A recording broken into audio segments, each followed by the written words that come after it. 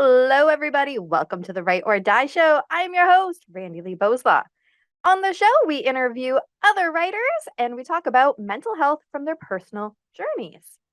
If you have not already hit that like and subscribe button, go ahead, do that now so that you never miss an episode. So today with us on the show, we have David Schein. Hello.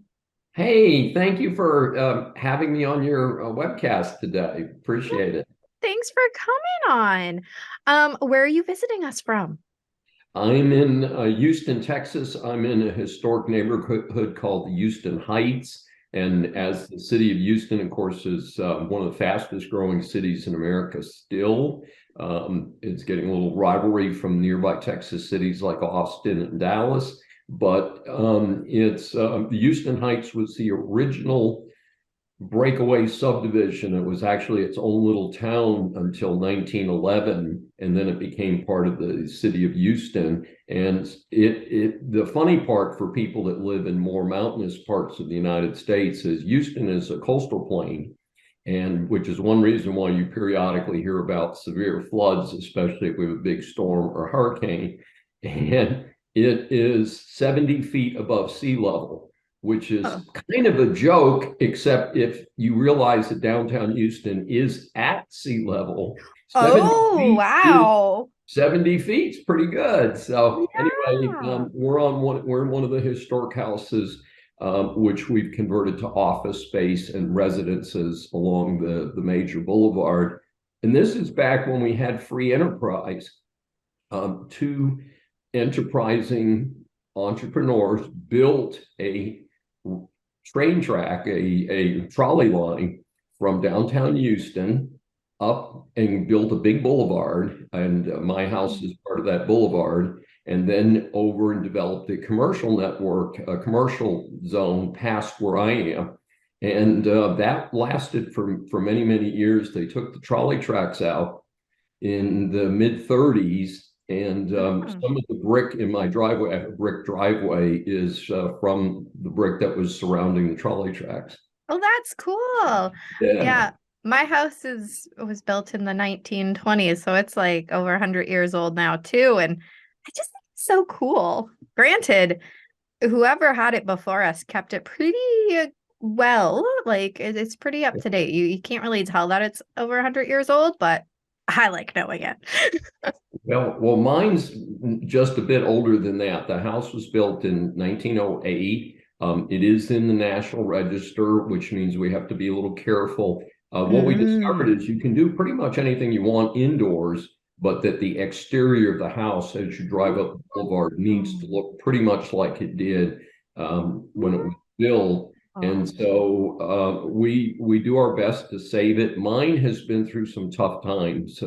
I bought it out of foreclosure 25 years ago, and it needed to be really updated at that time. And then 6 years ago, almost exactly, we had a major fire, and it took 18 months to put the house back together. Oh, And wow. these historic houses are so well built with cedar and redwood that the house didn't burn down. It was horrendously damaged, but it didn't burn to the ground. So it's actually trickier because you have to work inside the shell of the house. It's a pretty expensive project. Fortunately, I did have good insurance. Excellent. They canceled me right after they paid out the policy, but I think they don't want to try a second round of this. Oh, So that's kind of funny. we have lots of fire detection equipment on hand, and hoping to never have to go through that again. But it was quite a development. So it's that was took over 18 months to put the house back together. Wow. Huh. Well, hopefully that never ever happens again. I'm really, like I said, we're real fire conscious here, and it's interesting because I'm a very safety conscious person in general. And in fact, as I think, I'm a college professor in addition to being an attorney and a writer. And for me, I emphasize to my business students how important safety is, that we need to be ethical employers, and we need to treat our employees and our customers and our vendors with respect. And we also need to really focus on and think through safety, think what we're doing. And it's as simple as, I was at a restaurant opening the other night with local chamber of commerce, and the people behind the bar were jumping up on the counter to get to the clean glasses. Some designer put this together, not someone who actually ever bartended. And Yeah. glasses are in racks to look real cool. So when you see the bar, it's horseshoe shaped, and they've got this horseshoe shaped rack overhead Oh, with yes. Okay. the clean wine glasses. And the rack is so high that the people working there have to jump up on the counter, would like kneel on the counter literally to get up to the clean glasses. And I Oh. actually said to the restaurant manager who I was hosting this networker, and I said, you know, I have to mention this, you know, it's just something that I do. I said, but I think you need to come up with a better solution. And he said Hmm. that, get this, a ladder, one ladder that they can pull over from the behind the horseshoe in there. And I was like, no. Let's, I think you need to come up with like put steps into the inside of the bar. You Yeah. need to have a more practical solution. People aren't pushing the ladder up. Plus, the ladder is just cumbersome, and ladders aren't that safe themselves. Right? That's what I was thinking. I'm like, what happens if you fall off the ladder or the ladder tips over? Or, I don't Yeah, I've reached a point know. in life where I am banned from big ladders. I'm not allowed to get on roofs anymore, and the too many stories of people, you know, who over 60 who cleaning their gutters or doing other Mm. things and cutting a tree branch. In fact, we have the congressman from Florida. I have no idea what inspired him to do this, but he was on like 2 stories up cutting a branch off a tree, and when the branch let go, it took the ladder out, and he was in terrible shape. I mean, he's a fairly young man, about 45. And it was just interesting to hear him tell his story on the news. That I saw Hmm. the news a couple of weeks ago, and it was like, what in the earth were you doing? And so I do Yeah. have, one of the nice things about being a historic neighborhood, we have some beautiful live oaks that line Heights Boulevard. And we bring in tree professionals to cut the trees. That's what they're for. Yes. Actually, I think my cousin is an arborist. Yeah, a great field, and I love trees. Unfortunately, urban development is very hard on trees, so Yeah. some of our live oaks are suffering from, soot from the buses. The buses replace the streetcar and things Yeah. like Yeah. Technology and advancement is great, but not, right? There's that fine line between the two. that. So enough about all of that. Yeah, Tell me a little bit about you. So I know that, you were saying, you're a professor, you're a lawyer, um, but right. who are you? Not what Well, you do, but who? I come, the 2 books I have out are what I call an area that I call political management. You can do things better in the US government and governments around the world for that matter. I mean, the United States has been an extraordinarily successful country. We've accomplished a lot. And I think sometimes it's helpful for people to understand where I came from. My dad was career enlisted military, which means back in those days he made very, very little money. And Okay. we lived in a beat up old town in Massachusetts where the mills had moved south, and the town was pretty tough operation. And we grew up under very, very modest circumstances. So I can't say that we had food insecurity, but we didn't have much more than food. Hmm. And so part of both of my parents, my mom had a GED, my dad did graduate from high school. My parents emphasized education over everything. You can, my dad would say, your job is to go to school. My job is to work, your job I is say that to my kid. there's a purpose to this. Yeah. And so it's a pretty interesting situation. So we got a break. This is going to sound kind of weird, but we moved into government housing when I was starting my sophomore year in high school. We Okay. packed up the family, and the Navy moved my dad to Norfolk, Virginia, which is Navy Town, USA. And we lived in a government housing project. And that was actually improved our standard of living. So we lived so modestly that when we moved into government housing, it was actually a move up. So we were, I'm the oldest of seven, and my sister, who's 14 months younger than I, were both in the same large high school. And we Mm. kind of blew the doors off the place. Like they, both of us did extremely well in high school. Okay. We both earned full scholarships to the University of Pennsylvania in Philadelphia, part of the Ivy League. Wow. And it was kind of a tough experience for me because, coming from a big family, and I had never even been on the Penn campus. Today, parents pack up their one or two children and they go and tour Yeah. colleges and all that. And for me, the first time I saw Penn was the day I showed up to matriculate. And so it was a very rough transition for me. I eventually found that I did better living in the community, moved out of the dorms and stayed in Philadelphia. And I got into radio. I was Oh. working for the college newspaper, and the idiot editor was chopping up my reviews of art and theater things. And I said, I'm smarter than him. And the radio station, the campus radio station, which is an FM station broadcast throughout the Okay. Philadelphia area, said, hey, why don't you do a weekly show? So I did a show from 7 to 8 on Thursday nights live, and I had local artists, and I would record meetings with different theater personalities and things.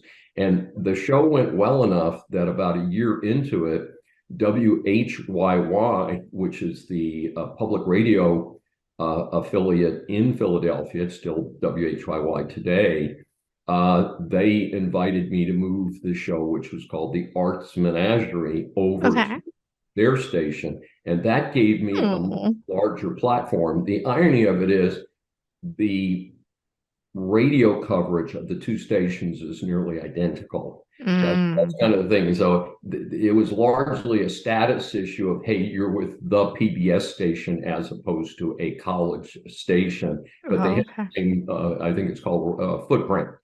But for me, I was invited to all of the top theater events and lots of things.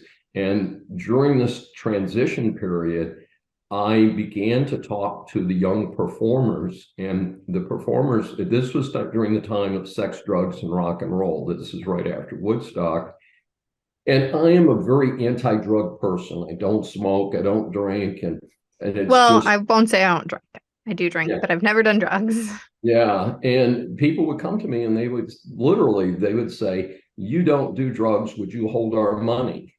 And these were these young folk singers and little rock bands and cover bands that were trying to get a start, trying to be the next Bruce Springsteen or Chicago or Bob Dylan or Joni Mitchell. Yeah. I mean, these are the people that they were modeling at that particular time in the world. And so it ended up, we ended up with about a half dozen folk singers and about a half dozen bands and a handful of artists, people who did painting and drawings and stuff. And so it was a very interesting time in my life. And I'm actually working on a book and possibly a television series based on that 4-year time period. I call that A Cheap Education. And the concept of the book is that Penn is one of, and I think still today, one of the most expensive universities in the country. Oh, wow. But I got a much better education on the streets of Philadelphia. And, Yeah. so that's kind of the source of the title of the book, A Cheap Education. And it actually came from something that happened during that time period. I paired up with a African-American artist who, I remember I'm about 20 and this fellow was about 44, but look, Okay. I didn't know how old he was. I never did. till he passed away some years recently. And we did a business deal where we were helping to promote a flea market, a function, and the clients stiffed us. So we were out several $100s. Ooh. And Al was his name, Al Walker. Al loaned me $200, but when he did it, he said, Dave, this is the cheapest education you'll ever get.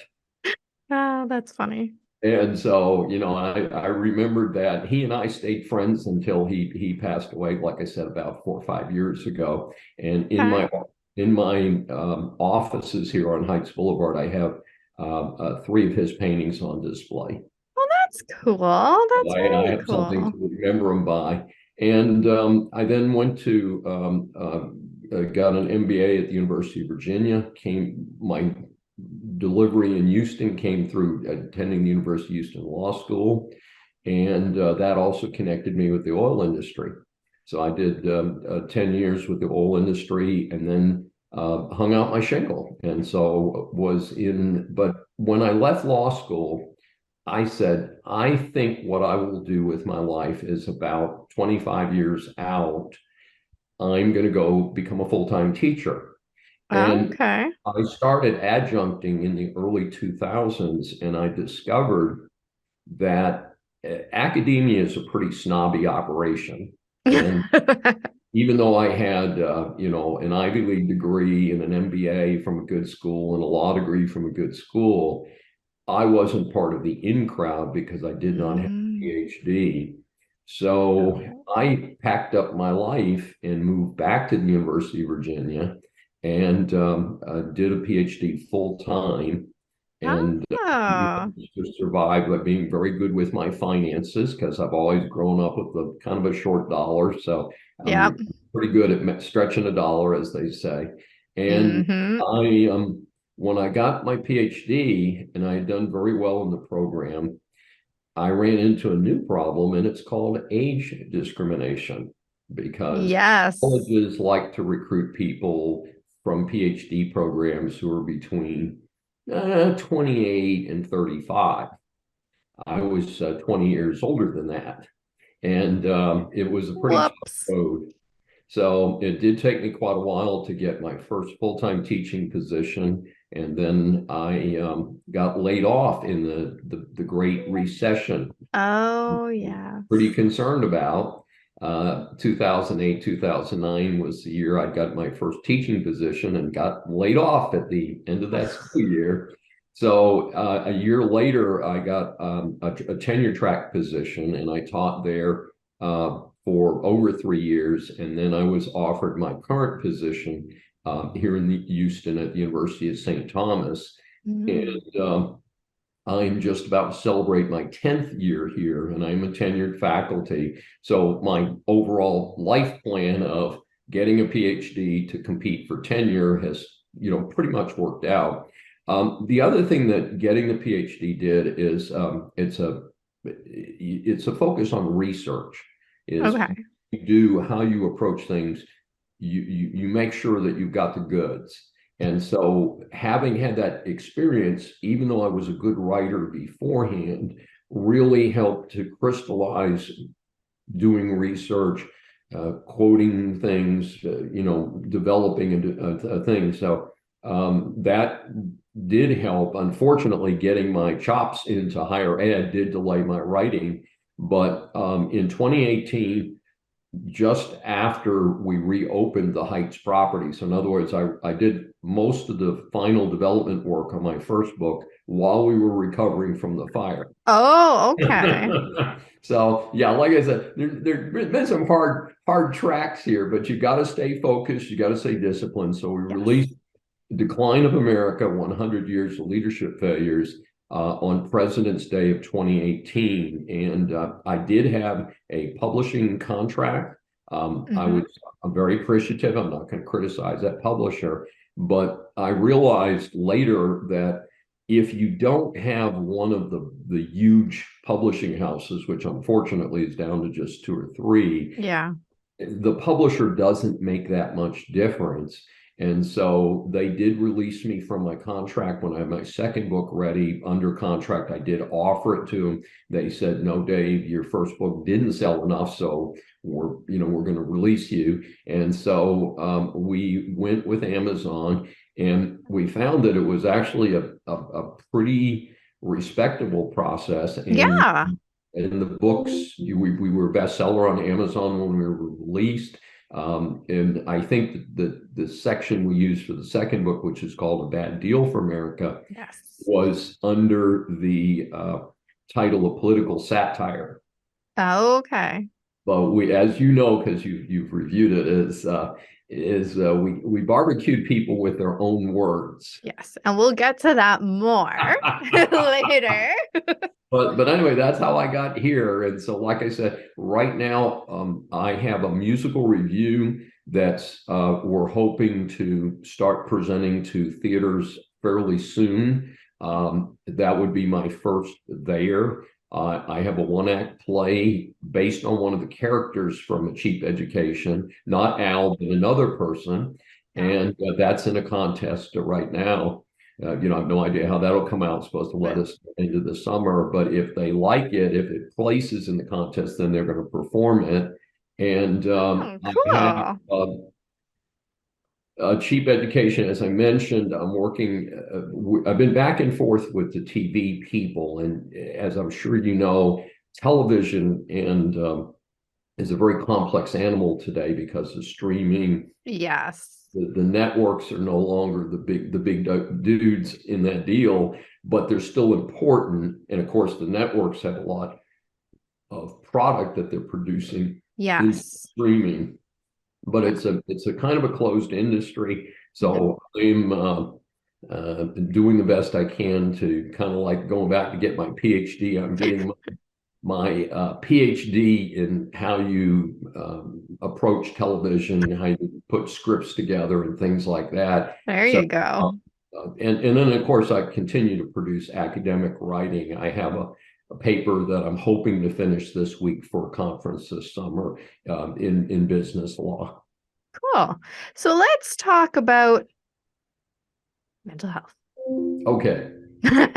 So start your story wherever makes the most sense to help the audience understand.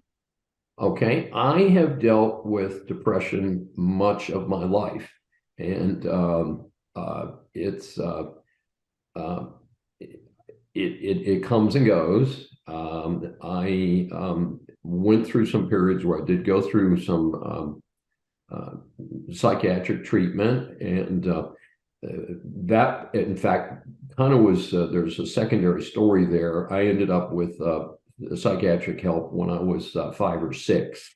Oh, And that's young. it was so helpful for me that I went to Penn with the plan to become a psychiatrist. And a good science student. The problem I ran into is that I really don't like working on sick people. I don't like blood. I can't imagine cutting somebody's gallbladder out. I mean, and I can't imagine dissecting a human, which is part of medical school. You do medical training includes dissecting a human body.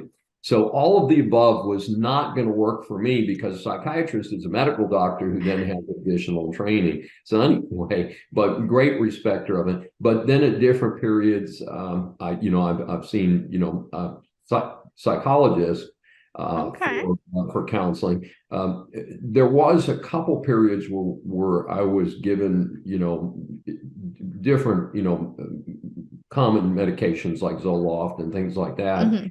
And here was the rub that I ran into is generally what was impacted me personally is that it slowed down my mental process. And I can't do that. The one thing you get when people are paying you for your smarts, either as a professor or as an attorney or as a writer, you can't be slow. You can't be let me get back in 15 minutes. You need, like, are having this discussion today. I might be it'd take me 10 minutes to get to a point that I would get to in 2 minutes today. And extremely difficult thing. So I did experiment with, people would try different dosages and stuff. Yeah. And I pretty much, said, you know what, I just need to stay focused on accomplishing things and just stay after it. And I found that's been a couple of things that I do. One of the things is that I'm in very good physical health. In fact, I got up early this morning. I belonged to a very comprehensive gym. I went over and did about a 45-minute comprehensive workshop. And then this gym has tennis courts, and I took a half-hour tennis lesson from 8:30 to 9, and then got ready for this interview. So, Nice. and Exercise is good. yes, it is. So, and for a lot of people, that is one of the things that's consistently talked about, is that for people that are dealing, no, I'm not trying to marginalize this. People, there are a number, of course, a lot of people are struggling with bipolar disorder today, and many of them cannot function without their medication. In fact, the biggest issue that we often have, and I speak as an employment attorney, people in the workplace, is that they do well with the medication. Most of the medication slows down the gray matter a little bit, unfortunately. So people take the medication, they feel better, and then they stop taking the medication, and then they get weird, and then they get, it's a cycle. So, but for people that are at the marginal level, which I would say is where I am, working out burns some of that extra energy, and you feel good about yourself, which helps you to deal with the demons that come with depression. And so, you have to balance those two issues. And I went through a second experiment with medication relatively recently. In fact, at the end of the year 2018, the year that I released my first book, my car was totaled. Somebody came out, made a U-turn in the middle of the street, and ripped the front off my car, and I sustained a head injury. Nothing bleeding, but I sustained a concussion, and I have very irritating tremors in my left hand, and they're very visible. So as a public speaker and an attorney and a professor, you don't be out there looking like you are, have like this really bad problem and coming off a big high or something. Yeah.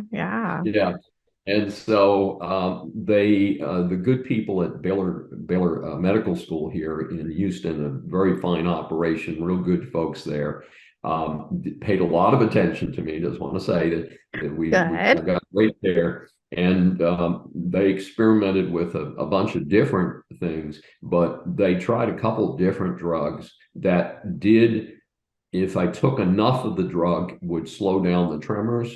But by the time I took enough of the drug, it had the same impact. It slowed down the gray matter a lot, even worse than the other things that I had taken, like Zoloft when I was younger. So I pretty much am going to stay drug free and just sometimes you just have to deal with some of the things that happen. And I'm a very anti-drug person. I have, like many people at my age, have had surgeries, and I take the absolute least amount of prescription medication required to get through the surgery, and then actually am able to use Tylenol and ibuprofen to deal with pain, because I'm a wuss, and being a wuss is a good thing. You don't need to use the oxycodone and some of the very addictive drugs if your body is so open that it's like, oh, okay, this stuff works pretty good, Okay. Well, and I always say, you got to do what works best for you. Bet. Right? Absolutely. So, and medication isn't the right answer for everybody. Absolutely. Well, and I think a healthy lifestyle, no matter who you are, obviously we have many, many health issues in the United States. A lot of that is blamed on our lifestyle and things like that. And I have been a cook all of my adult life. Started in college and refined it over the years. And I have because I'm careful, I have a very good sense of taste and smell. So I can travel around and have a dish at a restaurant and go home and make the dish. Oh, geez. Yeah, I definitely can't do that. I am not a very good cook.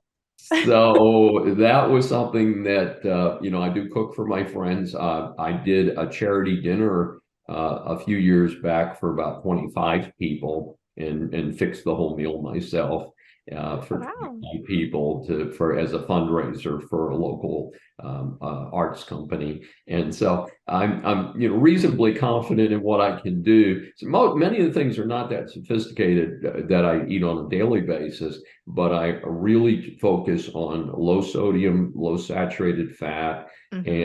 and a good balance of vegetables, lean meats if meats are used, lots of Mm-hmm. seafood. So it creates an incentive for me to continue to do that. So if I don't go out to eat, and I'm like many people, I do lunch meetings and dinner meetings, and being a faculty member, we have the inevitable faculty meeting where they feed us to get us to show up. So there's that. But when I'm not actually out dining, I eat all my own food. I make Hmm. almost all my food, so I I get in hate control. cooking. Hate it, hate it, hate it. If I won the lottery, I would hire myself somebody to come and cook for me, because I just hate it that much. Well, there are many people like that. What's interesting is I think all of us have that. For me, I'll balance that. If I won the lottery, I would have a driver. I There you go. really would prefer to have someone drive me around. And if I could just walk outside and just get in the car and have somebody drive me where I wanted to, that would be. I don't like shopping for a parking place in Houston. That can be a challenge by Oh, itself. yeah. And it's funny because I think more people say what you say than what I said. In Yeah, fact, a lot of people say, "Oh, I like driving. It gives me a chance to cool down and listen to some music," and that's not me. I do listen to the news, and part of my lifestyle is I am a heavy duty news junkie. I'm listen and watch the news. Like here in my office, I do have an internet television, so I can see a lot of different news channels. And so Okay. when I take a lunch break, again, I'm fixing my own food here, is I watch the news. And when I'm, working out, like this morning, the gym that I work out has multiple screens. So I watch Okay, there you go. I watch like the listening to podcasts like the Ride or Die Show. Well, Available on Spotify. we're involved in ride or die and all sorts of different things, and Yeah. I enjoy being involved in that. And there are lots and lots of people that do that. In fact, I would say I'm in the minority. Again, this is a large gym. I am in the minority of people that watches the news, which has subscripts, which can be a little irritating for some people Yeah. to read the news versus actually listening to it. But Right. I would say the majority of people doing aerobic exercise are listening to their headphones. Yeah. Oh yeah. Well, and my husband always teases me because he likes to listen to music, and sometimes I'll listen to music while I work out, but I like listening to podcasts or like audiobooks. I don't know. Sometimes music, I just don't want that. Yeah, I've done audiobooks, but I've had some trouble. I had multiple batches. I was a heavy duty audiobooks listener from the early 2000s until a couple of years ago. And they did an awful thing to me. They stopped putting them on CD. And so I had trouble getting rid of the CDs, by the way, because I had big stacks. I had literally a big paper grocery bags, Yeah. multiple ones full For of for all you youngins out there, a CD is a them. compact disc that you put in a player. And my current automobile, which is an older car, does have a CD player, and it played its last audiobook, like I said, it's pushing 2 years ago. So I have them. I have one of the audiobook services on my phone. Yeah. But, and interestingly, we finally got, it took us a year, but we produced an audiobook, A Bad Deal for America. And when we did that, what we did is I read this, what I call the straight parts, the beginning where I Yep. talk about how much money they make, and the latter part where I talk about some of the specific cases of Yes. lots of money. But in the middle are the direct statements by the different politicians. And we had four different actors, one male, one female, and three male, play the parts of the different politicians. And the end result is actually a very listenable production of an audiobook. So it was quite an experience for me. Again, one of the reasons, again, I had a little issue with my prior publisher is we had multiple requests from people to have an audiobook of Decline of America. And the publisher turned me down 3 times, even though I offered to pay to produce it. I Oh, offered wow. to pay all the production costs. And I now know what it cost because we had a professional production company. In other words, I hired the actors and did the reading, Yeah. but we used a professional studio. And the end result is very clean. It sounds like, like an audiobook that you would subscribe to, or a CD, or a well-produced podcast. It doesn't sound like, hey, Dave's sitting in his garage recording something. Yes, yes. Okay. So, I always like to ask this question to guests. What would you say to somebody who's listening right now and they are experiencing depression?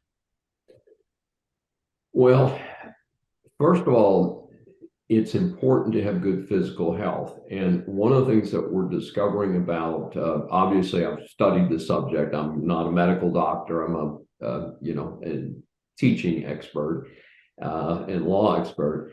But the very first thing is to make sure that you're getting at least a thorough annual physical to look for physical signs that may be triggering a depression.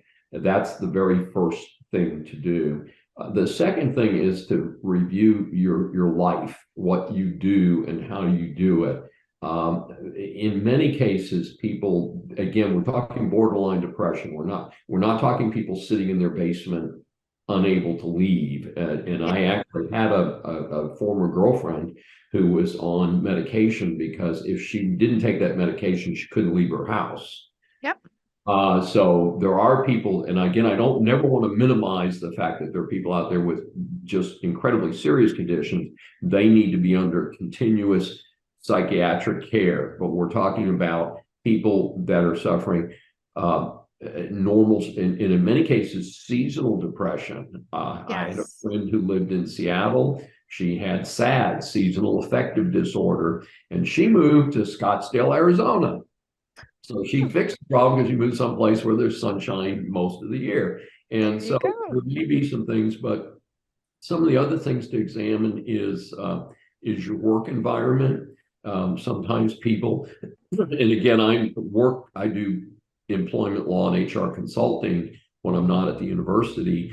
It's extremely important for people to be in a good work environment. And if your boss is a bully or you're really not happy at work, reevaluate what you're doing. And sometimes it means taking some hard steps, like going back to school, like I did at 50 to go back and get my PhD. And so some of the things are not easy, but I teach in an MBA program where people can go at night for about 2 years and get their MBA. Most of those people are going to change jobs as soon as they get their MBA. They're going to recruit and go to a different company. Yep. So the process of advancing yourself, of feeling I'm making progress, I think helps a lot of people that have some depression but are not, beyond a certain point. So there's a lot of things, physical health. Like I said, I think working out does help a lot, being in good health, eating right.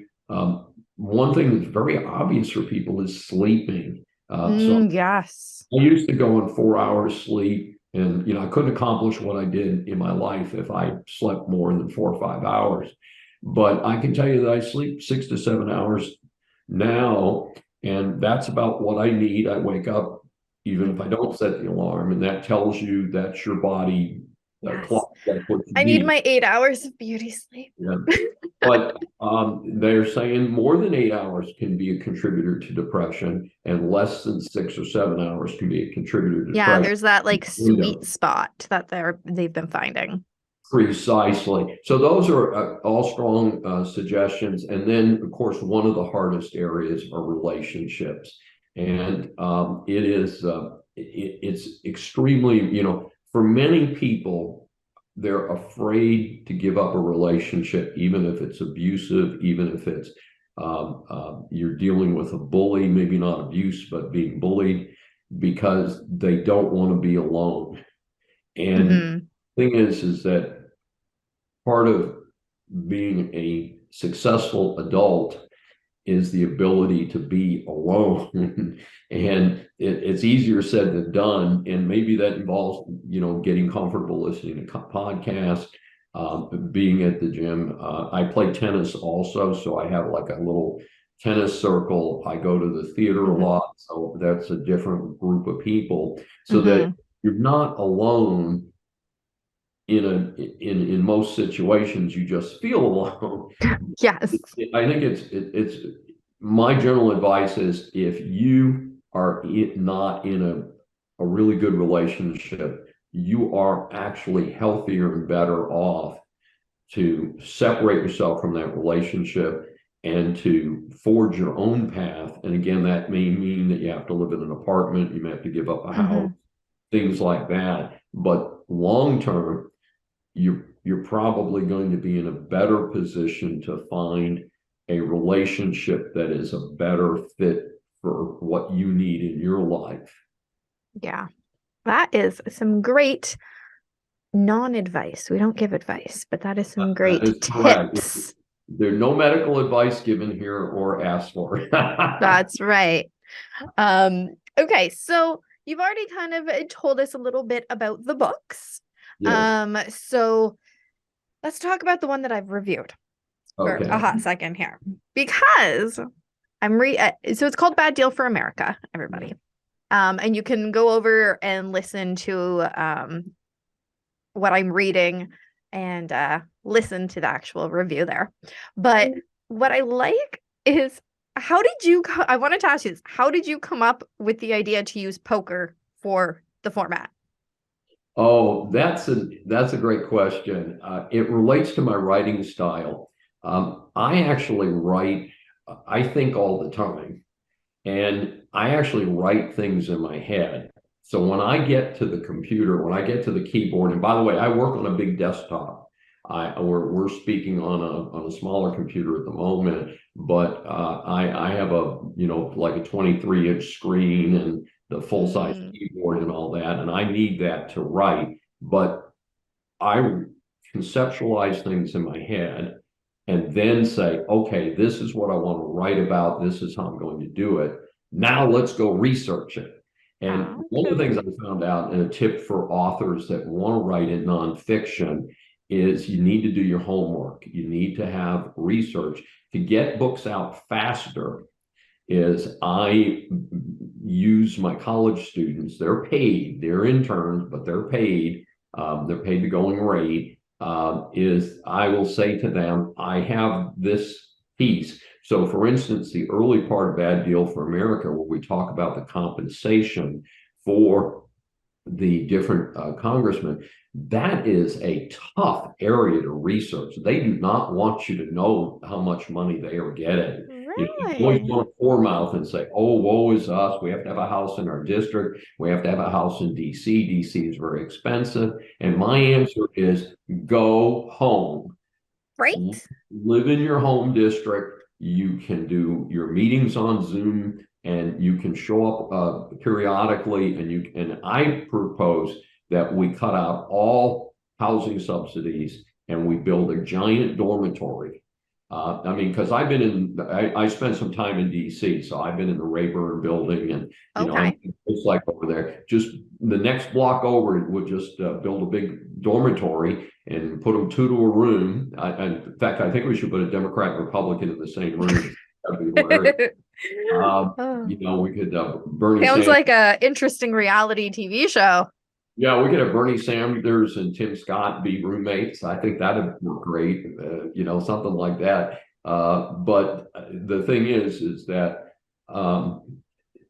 getting the information on all of the perks and benefit took months and months and months working Hmm. with really good researchers. In fact, both of them ended up in law school. I don't know that I didn't try and send them there. They, both went to law school, and so they somehow were inspired by what we did. And but they did great work for me, and we always credit our there are a bunch of researchers, but usually we'll have a couple who really are key to that production, Hmm. and we credit those researchers. We can't credit everybody, but we credit the ones that do the bulk of the background work. But that way, and then part of my discipline is I review everything that somebody researches. So if you say you pulled an article from the Wall Street Journal or something out of the congressional record, that is given to me. So the researcher may write me an email and say, here's what this says, but I know I still need to read what they did. So Yeah. that's part of the discipline with my interns is they Okay. have to give me But what they're talking about. why poker? It's interesting because I know I sound like a old-fashioned Bible thumper, but I don't gamble either. And but it's a classic game. And of course, I when I was a kid, I grew up in a Navy town. We played pinochle, which is played with a different deck than a poker deck. But to give you an idea how bad it is, after I dreamed up this idea of Bad Deal for America, I actually had to go buy a deck of cards. I went to the store and bought a deck of cards because I needed to look at how the book was, how the deck was put together. Okay. And That's part of putting the book together also was color.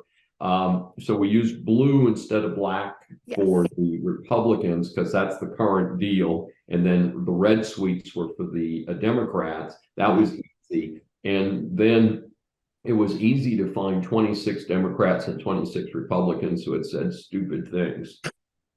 That Oh part, my, I that was have to really admit, when I was like, "Ugh, I gotta read this one now. That was my thought, right? Because bad deal for America. Okay. And I'm reading it. I'm like, oh my gosh, they actually said that like out loud with their voices. you should see what didn't make it into the book because everything that I write is PG, is Yeah. nothing, no R, no X stuff. A cheap education will probably have some R and X stuff because it's real life. Yeah. But and there were some X things that I found. But Bob Dorman, who was a congressman from California, he's now passed away. Some of the things that he said, I just couldn't put in the book. I mean, it would just, and There again, was some his pretty words, dicey things already. So right? It was his words, not mine. But I was like, man, I do not want to get this book banned, and I gotta tone it down a little bit. So there yeah. was quotes that we found that we had to edit out. We also tried to make things not repetitive, like some of Yeah. these people say the same stupid things over and over again. So we would do like one stupid thing A, one stupid thing B, Yeah. not repeat A Yeah. three. It was I actually quite enjoyed the book, but yeah, my first thought was, okay, here we go. But then I was like, oh, this is all right. Which is why I never judge a book by its cover or its title I'm glad to because hear that. Yes. I have read so many, being a book reviewer, I have read so many books that I look at them, I'm like, well, this is something I would never have picked up myself, but I'm gonna read it. And then I read, I'm like, huh, all right, I like this. Well, thank you. But yeah, that's how I came up with it was it just occurred to me and I thought through it and kind of wrote it in my head. And then we went and did the research to support it. And like I said, went out and bought a deck of cards. And remember, cards are trademarked and copyrighted, the ace playing cards. So we paired up with a young artist. It was his first book. He is a beer artist. He designs beer cans and Oh, okay. advertising for a beer They all looked company. very cool. Yeah. Yeah, and he was terrific to work with. His name is Mike Lynn, and I highly recommend him. And he was very cooperative, and that's how we developed the king queen, and because we had to come up with our own designs, did not plagiarize the designs that were protected. Oh, okay. Very cool. And so where do people get a copy of it? Well, we published on Amazon, so Amazon is our publisher, and our audiobook should be available on Amazon any moment now. It is not there today, but I'm hoping it'll be there the next couple of days. So on Amazon, you can get a hard copy at a very reasonable price. You can get a Kindle for about half that price. And the audiobook, when it is released, will probably run a promotion to, like a 99-cent sale or something like that for a few days. And then it'll probably be about the same cost as the Kindle. Excellent. And where do people follow you? There's my consulting firm is World Wide Web, Claremont Management Group.com, all one word. And on Amazon, I do have an author page, and I have an author page on Facebook, and I'm very active on LinkedIn and Twitter as well, and Excellent. Instagram.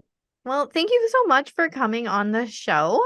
I'm gonna have to cut us off because we're quite long now, but that's okay. Yes, we are. But it's been fun visiting with you. I feel like we were sitting in the same room, and I again appreciate the opportunity to speak with you and speak about the serious topics we talked about. Including working through your life with depression.